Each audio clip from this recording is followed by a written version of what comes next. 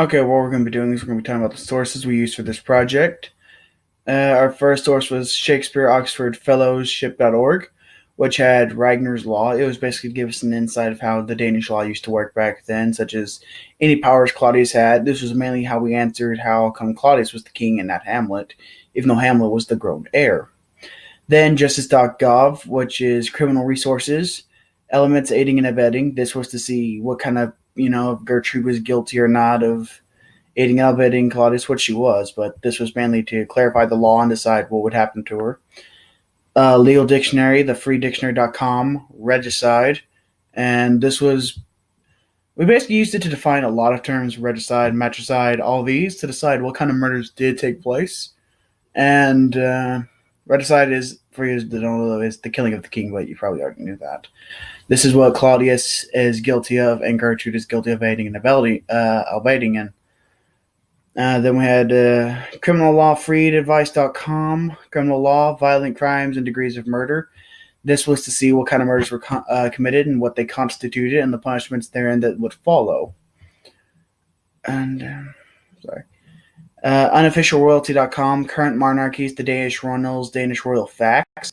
The Danish royalty is still alive, and this was to help give us an insight into because the Danish royalty is still around, and what we had to do is we wanted to get an insight on how the modern rules interacted with the ancient rules, basically to see customs, preliminaries, how they went about succession, their own technicalities.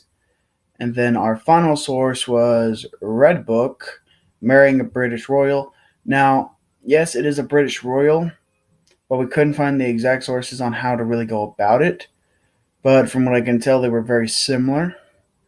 And this is where we got the whole consort thing, where if you're the queen or you're the king and you take a husband or a wife, they're your consort, the royal consort. They themselves are not the king or the queen, which can only be carried by someone of the blood. In this case, it's in the Hamlet's line of descent. Or Claudius. I can't quite find their surname, but yes, the only royal king or queen has to have their blood. If it doesn't have their blood, they can't be the actual royal. So Gertrude, yes, she is the mother of Hamlet. She cannot be the queen because she doesn't have Hamlet's father's blood running through her DNA.